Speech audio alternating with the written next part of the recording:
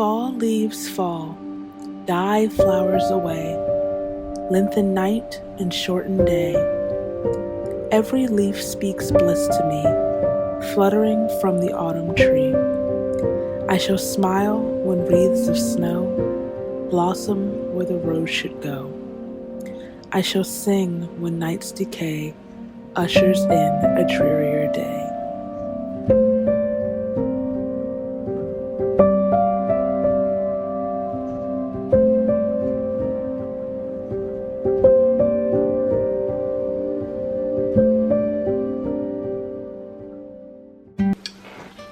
Happy autumn.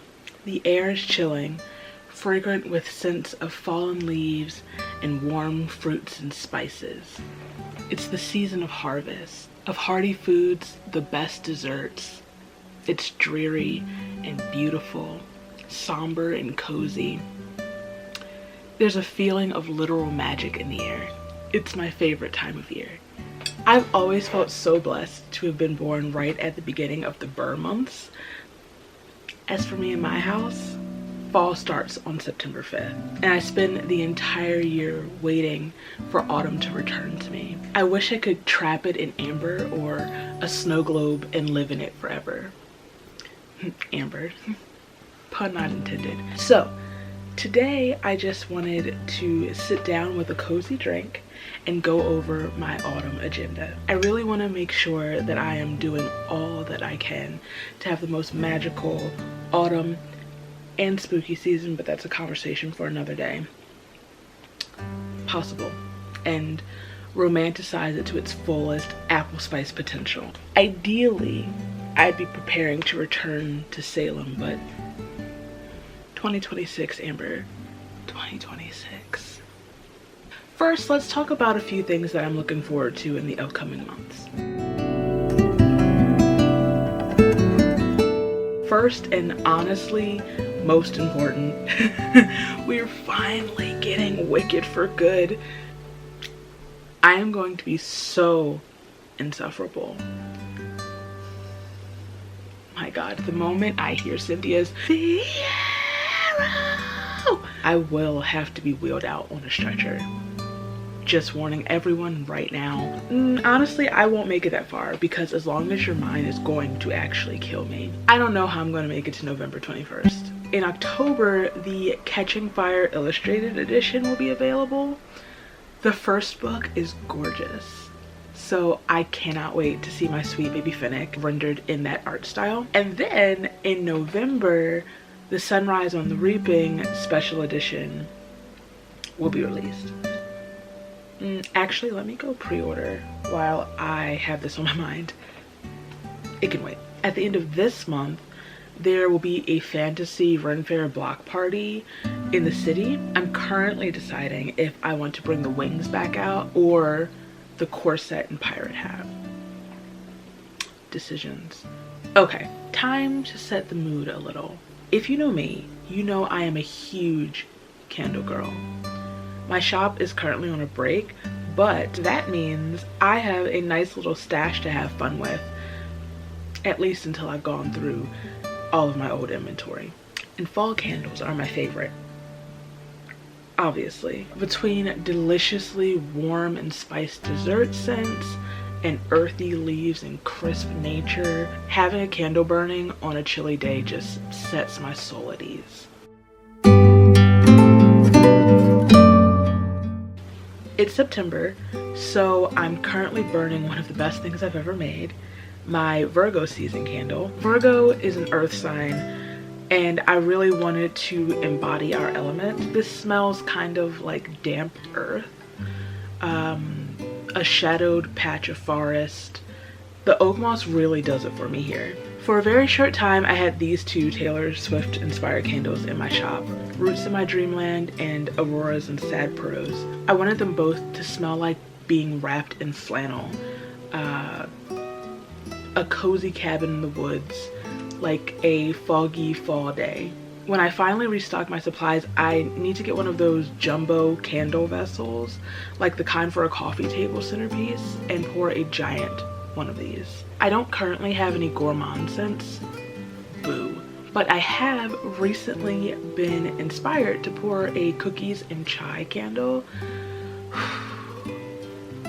I can just picture it now, and it's so exciting because I haven't been inspired in such a long time. As we continue to move through this agenda, you will notice that I'm really on a chai kick at the moment. Right, so speaking of, let's move on to a few things I'm planning to bake this season. My need to get in the kitchen is at an all-time high. Something about fall this year is making me feel real domestic.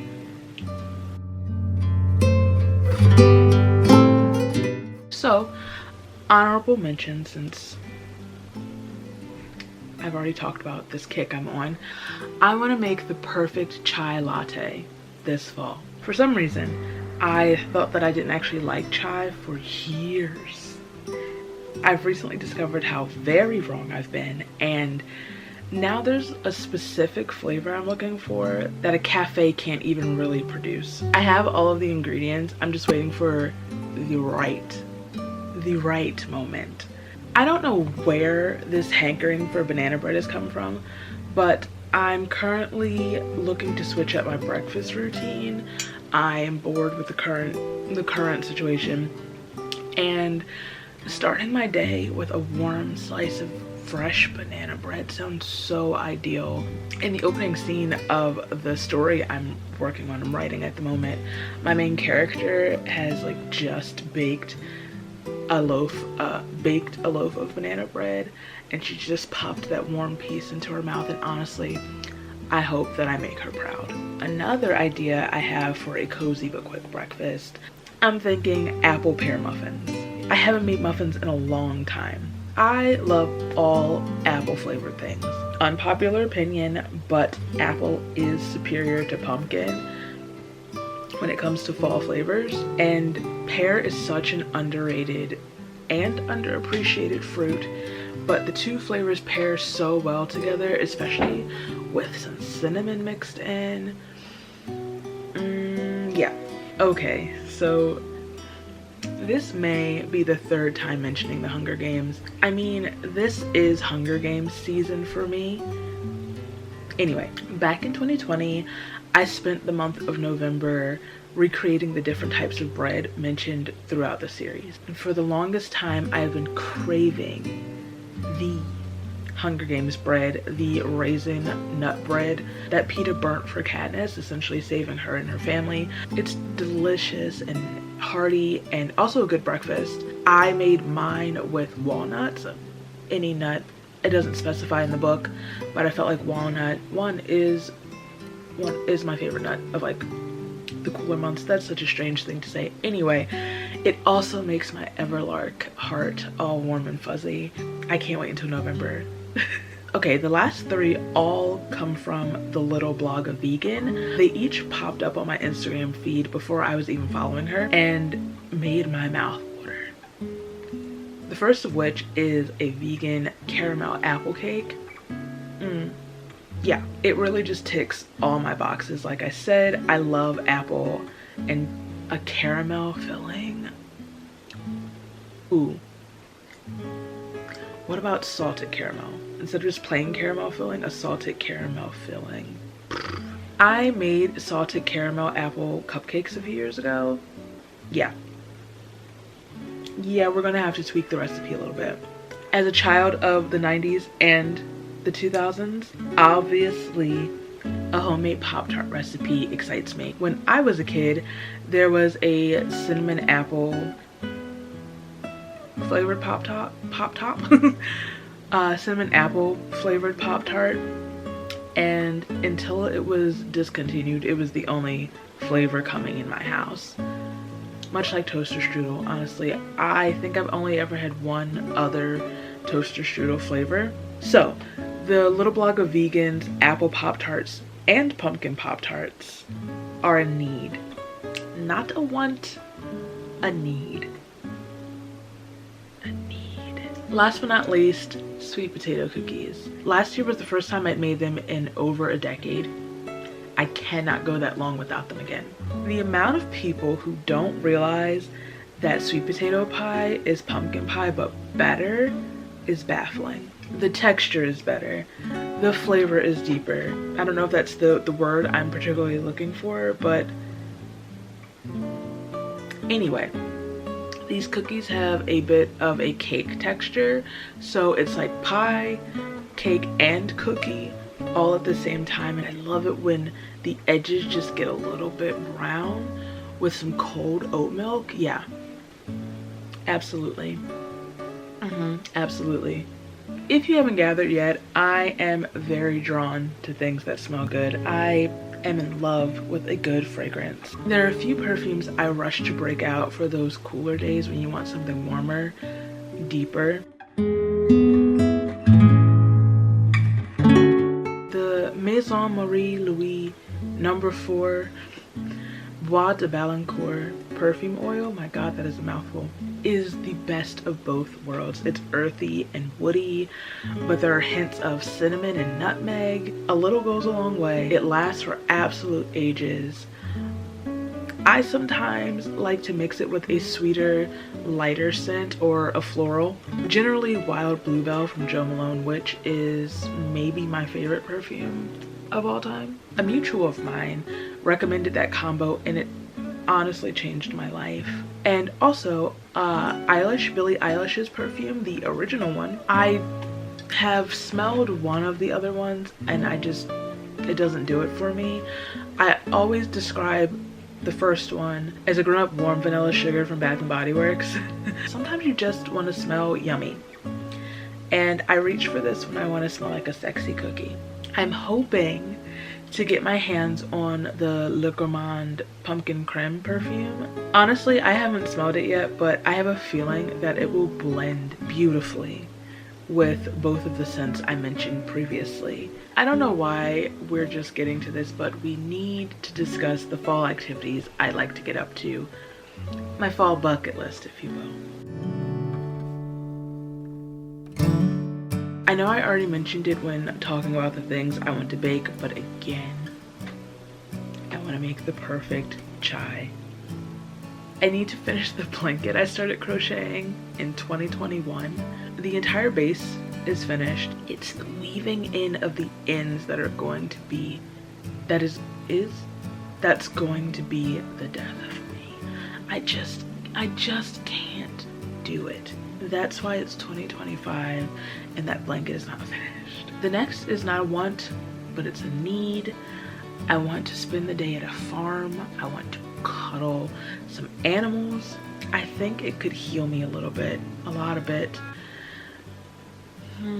Okay, if I keep saying it, then I have to do it. Pour a new candle. It's been maybe a year. Honestly, probably 2.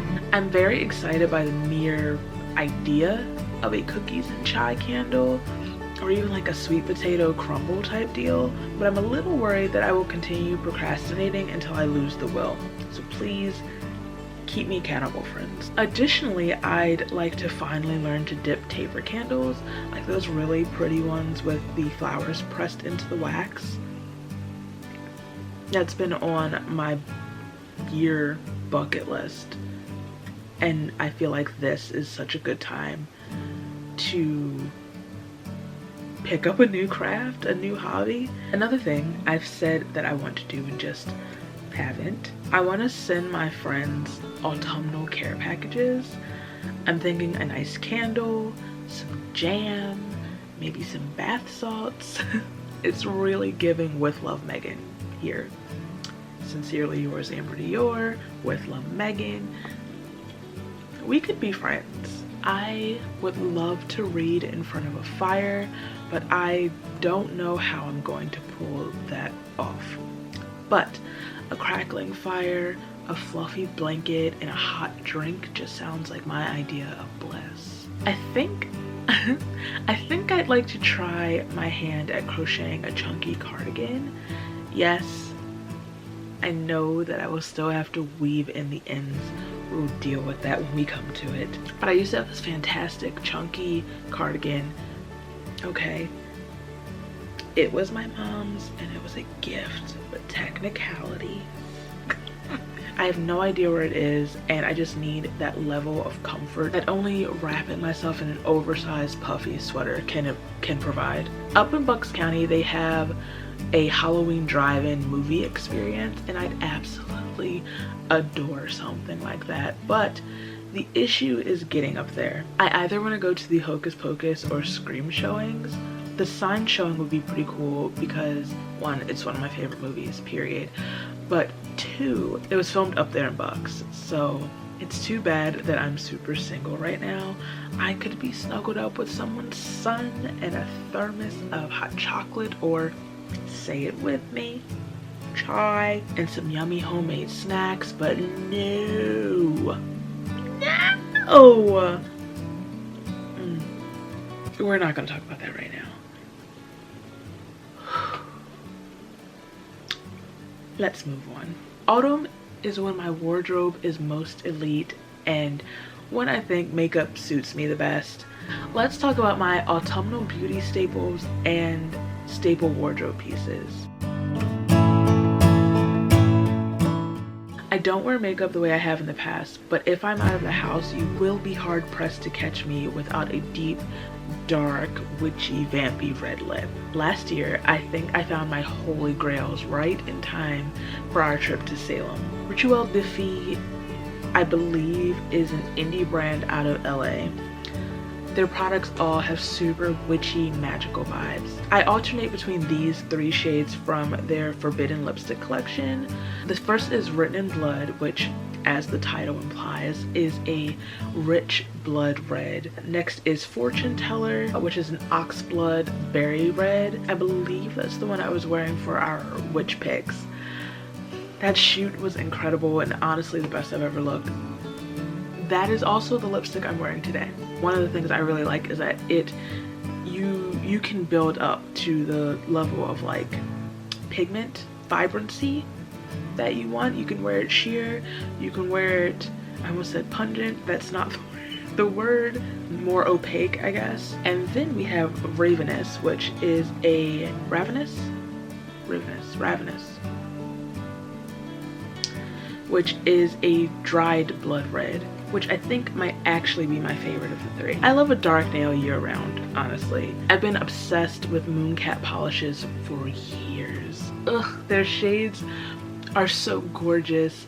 I know I'll be alternating between these shades for the foreseeable future. Emo for life, you need your staple black. Green is my favorite color to wear on my nails. It's honestly tied for my absolute favorite color, so I will be wearing Poison Ivy probably the most going forward. Into the Abyss. After green, we love a blue, a dark blue. And then there's Kafkaesque, which is like a kind of muted brown type deal that was from, I think it was their like Dark Academia inspired collection. I absolutely can't wait to wear my mushy dress and my witch hat, which are both from Killstar. There's something about the floppiness of the hat that feels really vintage witch, and I love the tie. The entire look, the hat and the dress, which I did wear together in Salem, is very 60s witch.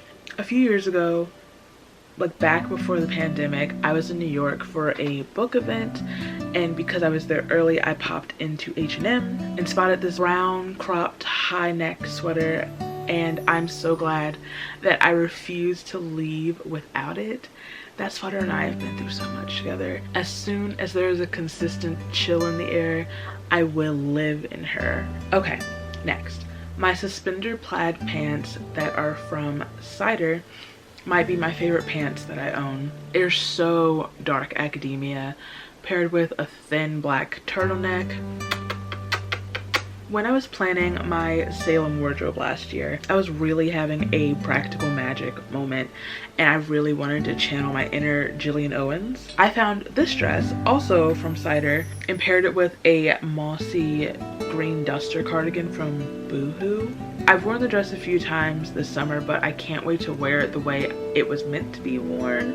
Unfortunately, I have no plans involving sunset boat cruises, but alas. I've already broken out the Eco Sushi, I believe that's how you pronounce that brand, the Eco Sushi mini messenger bag. I'm honestly obsessed with it. This particular shade of brown is gorgeous, and it's a necessity for any dark academia look. Okay, I'm gonna put the mug down for this one. Let's talk about rings.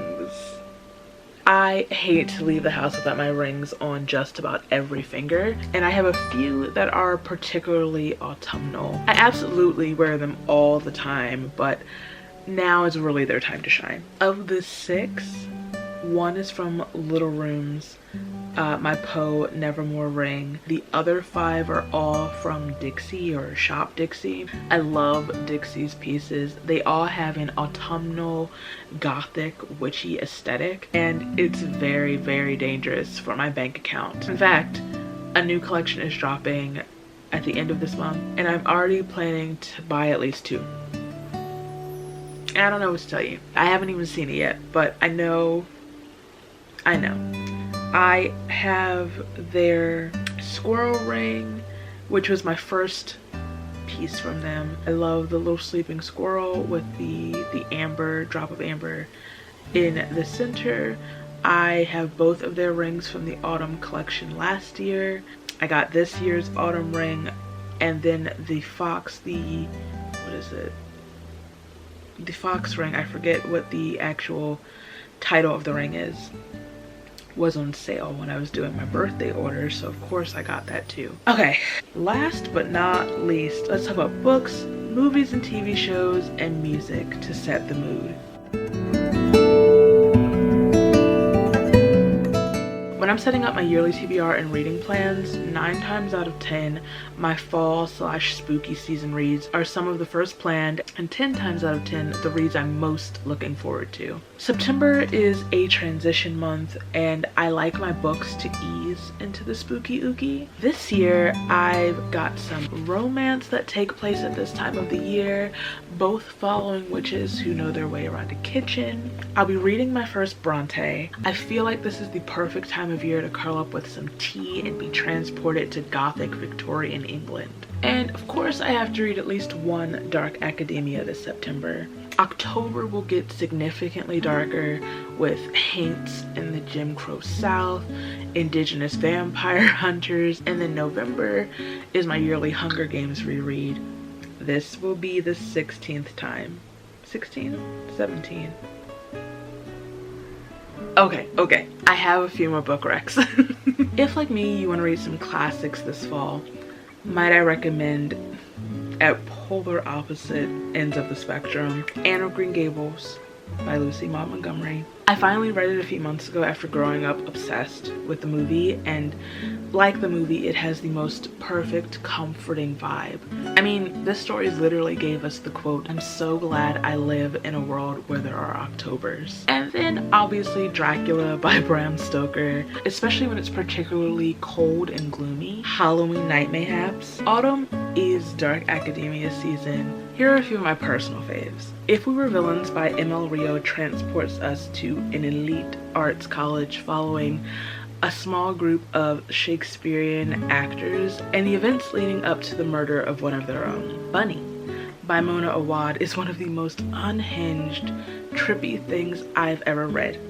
In it, we follow Samantha, who is an outsider scholarship student in her MFA program. Her classmates are these cliquey rich girls that refer to each other as Bunny. Samantha is drawn into their sinister, technicolor, ritualistic circle, and everything around and within her starts to spiral. I felt like I was spiraling right alongside her, to be honest. Piranesi by Susanna Clarke, which I think is perfect for Narnia fans like myself. And then there's the great love of my life, Immortal Dark by Tigis Garma. Dark academia, black vampires, secret arcane societies. It's bloody and violent and steamy, and book 2 comes out this fall. Injected into my veins. For my witches, I've always been drawn to witchy books set in an oppressive puritanical setting. So we have Slewfoot by Brom. A witch is forced to befriend a possible demon in order to hold onto her land after her husband is killed and his disgusting brother tries everything he can to destroy her. Men. In The Year of the Witching by Alexis Henderson, Emmanuel is already a pariah in her family. She is biracial, and her mother having a relationship with an outsider has cast her family into disgrace. Emmanuel is lured into the Forbidden Woods, where the spirits of the witches that were once cast out by the community's first prophet still lurk, and they gift her the journals of her dead mother who once sought sanctuary in the woods. She starts learning truths not only about her mother but also the darkness that lurks within their community. Necrology by Meg Ripley is set in a fantastical aftermath of the Salem witch trials, where women have sworn off their magic in exchange for safety from, well, men.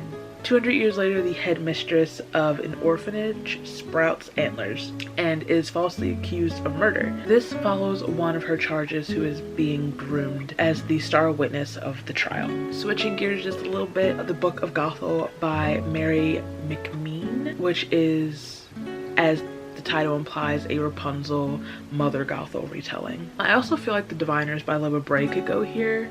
I don't know, it feels like a fall book. A main character with psychic abilities fleeing home to live with her occult obsessed uncle, who literally runs an occult and like superstition folklore museum. A mystery surrounding a supernatural serial killer. Yeah, 100% fall. Okay, a little romance for the girlies. Business Casual by B.K. Barrison. A friends to lovers small town romance with black cat golden retriever vibes. And even though it's technically the summer book of the Lovelight series, In the Weeds, which is my personal favorite of the quartet. All of these books are set on a Christmas tree farm that suddenly makes me want to move to Maryland. Speaking of books that take place in states I don't actually want to live in but suddenly have a desire to maybe. Wishful Thinking by Celestine Martin, which follows a witch from a very powerful and known magical family and a merman in a magical seaside town on the Jersey Shore. I was at the shore a few months ago, and I don't know if it's cloaked like Storybrooke or you have to have magical blood to enter, but Freya Grove was nowhere to be found. Both rude and disrespectful. If you want something a bit spicier, Mating the Huntress by My Queen Talia Hibbert. A shifter romance featuring a virgin werewolf and a werewolf huntress fated to be his mate.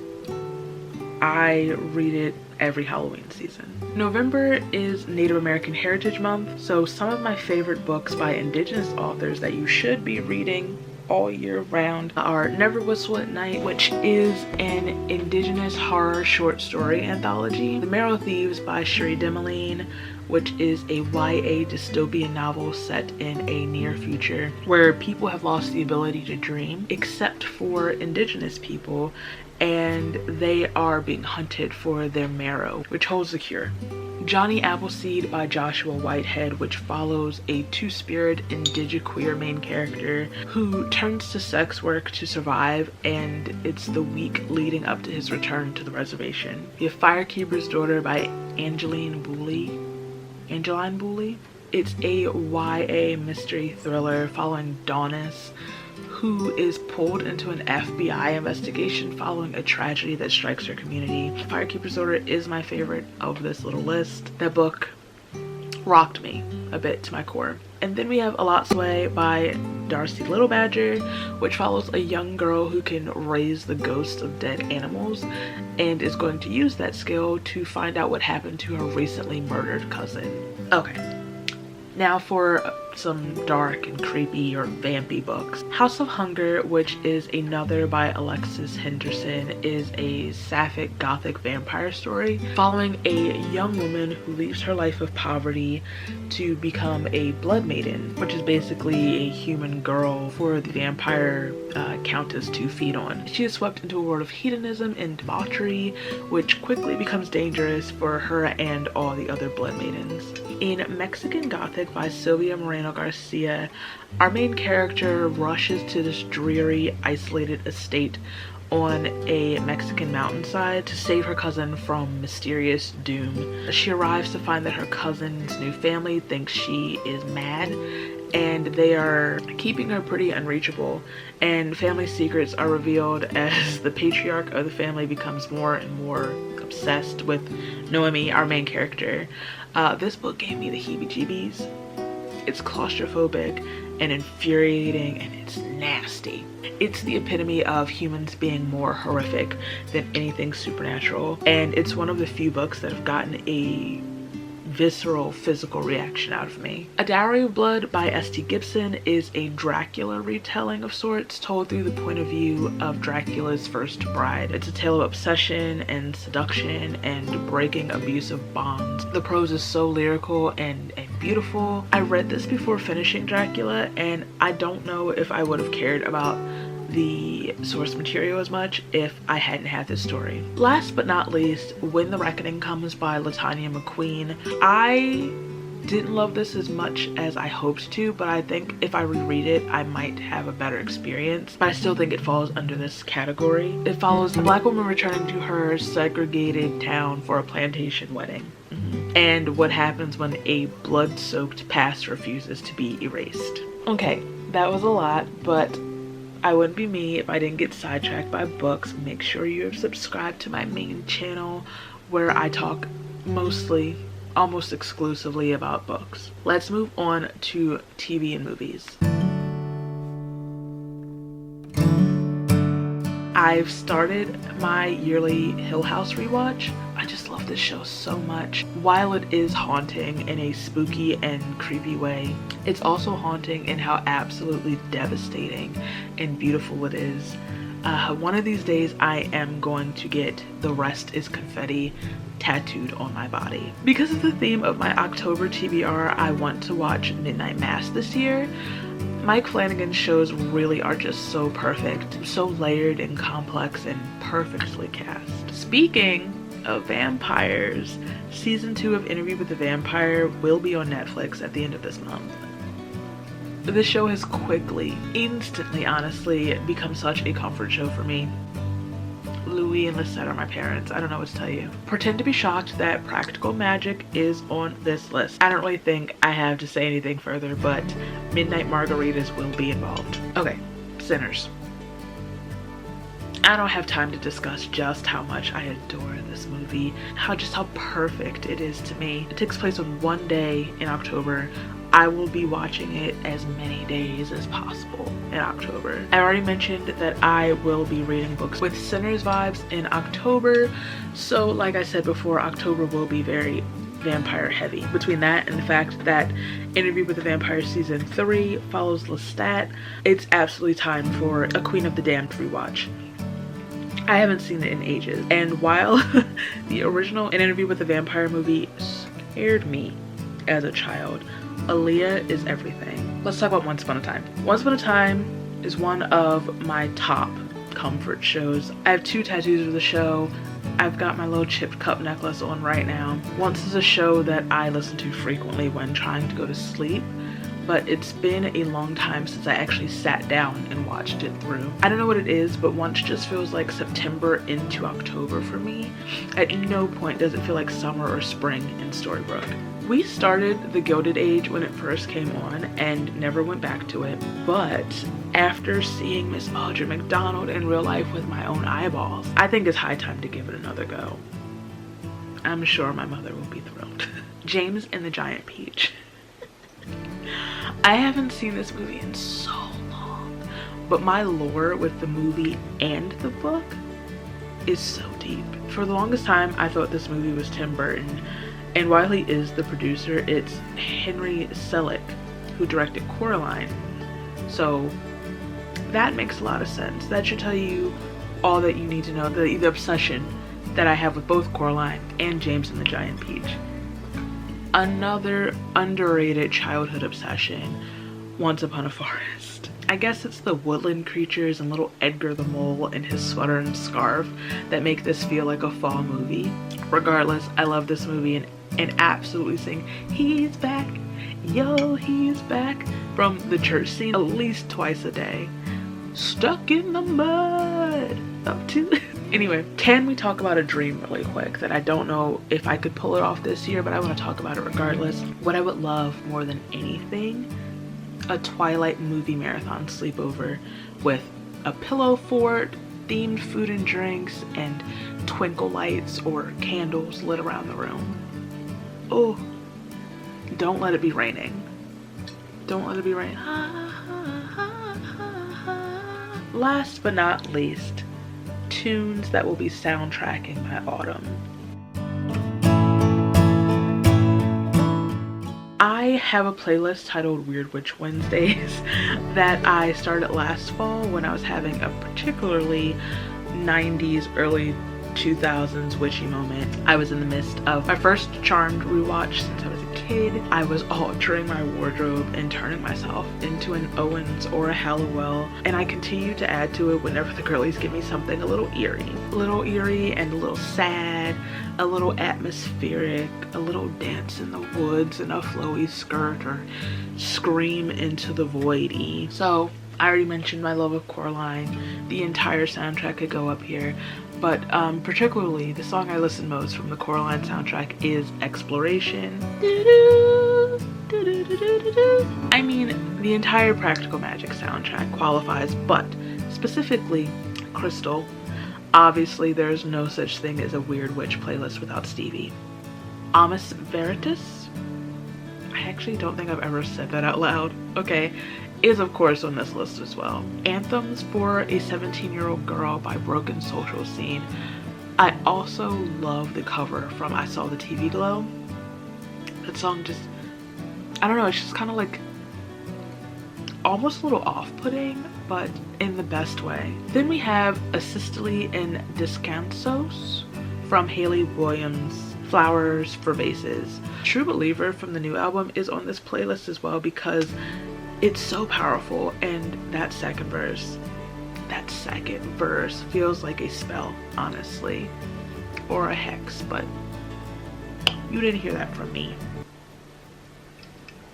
These next songs will be going on their own fall playlist with some other songs that fit the mood. It will be linked below, hopefully. Don't hold me to that. Okay, now the Sinners soundtrack isn't particularly autumnal. Actually, I guess it is. The movie takes place in October. Either way, I'll be reading books with Sinners vibes next month, like I've said several times now, so I know I will be listening to the soundtrack a lot. I already do, but a lot.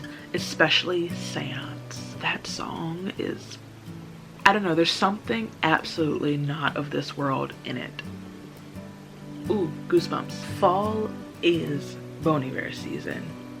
Not an opinion, a fact. Specifically, Holocene regarding Stax, which is my favorite. I have spent so many hours listening to that song when I was writing my Peter Pan retelling, unfinished Peter Pan retelling back in like when did I start writing that? 2015, 2016, 2017, one of those. That was my most played song during that whole writing period. Obviously Rosalind. Let's be serious. I just discovered I Need a Forest Fire, which is James Blake featuring Bon Iver. Between this and Seance, maybe fall is James Blake season. And then there's Exile and Evermore. I have to give Miss Swift a few things. Folklore and Evermore are autumn to me. I've already mentioned Exile and Evermore, but there's also Epiphany and Illicit Affairs from Folklore, Willow and Happiness from Evermore. I can't talk about autumn vibes without my love, Hosier. You ask what Hosier songs have autumn vibes? The answer is Yes, Andrew himself is the embodiment of fall, specifically As It Was, In the Woods Somewhere, Like Real People Do, my favorite song, specifically Like Real People Do featuring Nature, Be Acoustic, I Carry and Carry On, Son of Nyx, First Light. Ugh, Andrew and James Blake win. And obviously, I will be blasting the Twilight and New Moon soundtracks from front to back and around again. Okay, my drink is cold. I think that's a sign to wrap this up. I think I'm ready to go forth in autumn. I'm ready to jump in a pile of leaves and start waking up early enough to smell the crisp morning air. I hope you've been inspired to make the most of this magical time of year, or at least treat yourself to a sweet treat. As I make my way through my bucket list, I hope to share a few romanticized moments, and I'd love to hear some of the ways that you intend to make memories this autumn. Thank you for being here. Remember to always throw salt over your left shoulder. Keep rosemary by your garden gate. Plant lavender for luck. And fall in love whenever you can.